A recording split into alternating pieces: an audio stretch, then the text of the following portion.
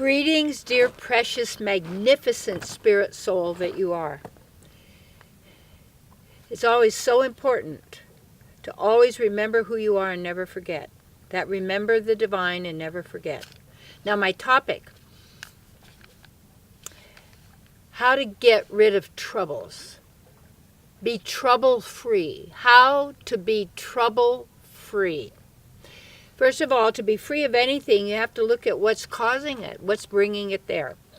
And if we take a look at the roots of everything, where do they start, what happens? Because every effect has a prior cause.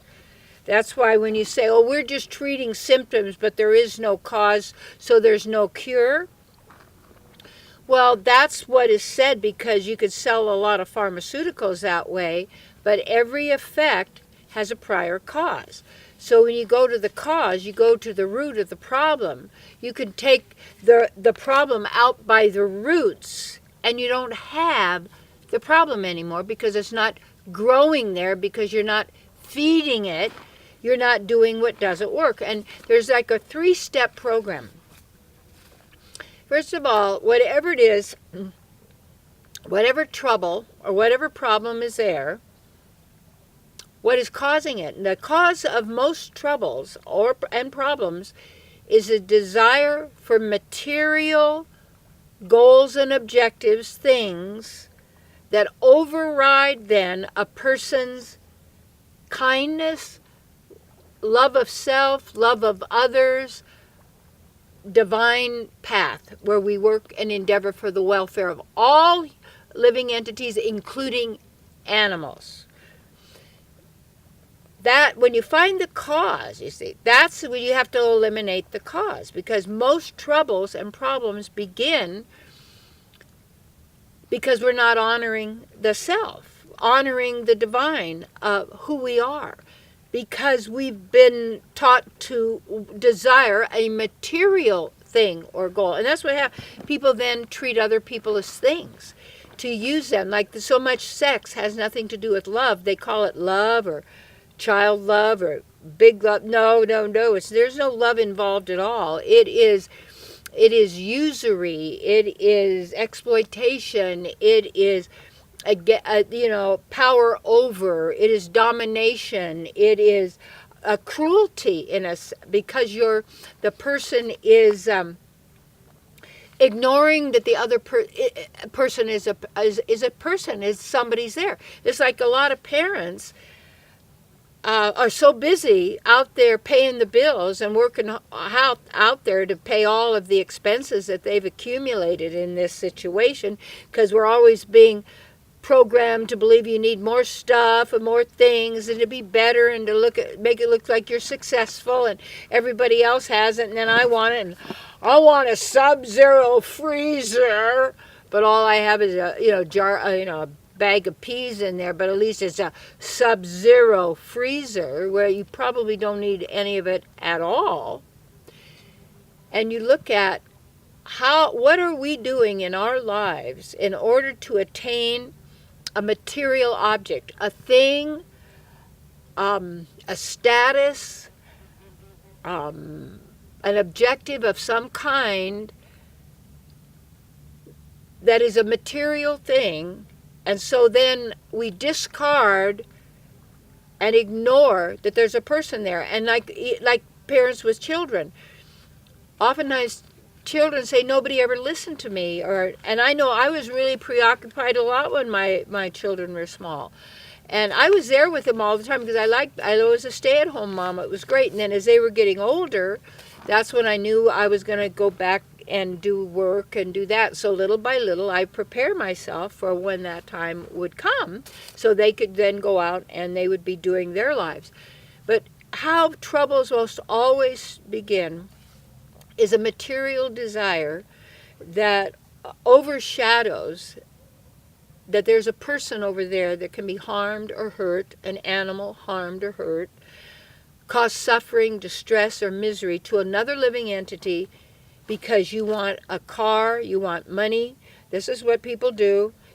Person wants status, they want sex, they want whatever it is that they want, sense gratification, food, travel, live in beautiful places.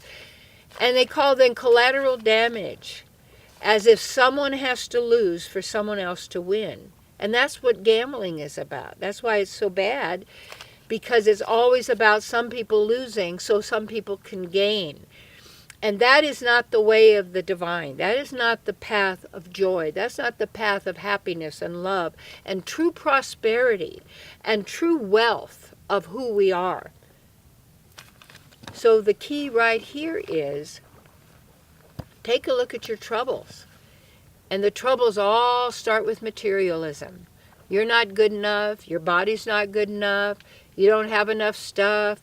Don't have enough gold and silver and paper and coins and properties and houses and fame and, body type, on and on and on. And then the person says, I want to be loved and I got to survive and I got to get along in this world. And then they just go along with all of this just to get along, just to survive.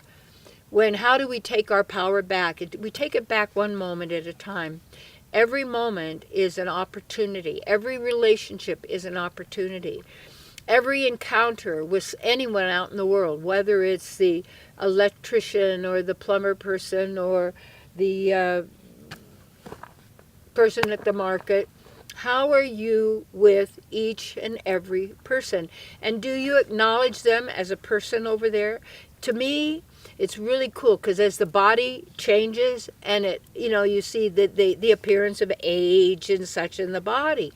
And what always just blows my mind in a great way and really feeds my heart is when there's even young people that are actually right there with you, whether no matter what age your body, the human beings, the animals that we come in contact with, that are so there, that you have an encounter with that person, and as you're out amongst people, you're having divine connections, and your conscience is clear because you're endeavoring for the welfare of all, and you eliminate self-hatred, and you eliminate all of the things that cause problems because you're not good enough and you don't have enough material stuff to, what do you have to show for your life? Well, because you're a beautiful person. Isn't that enough?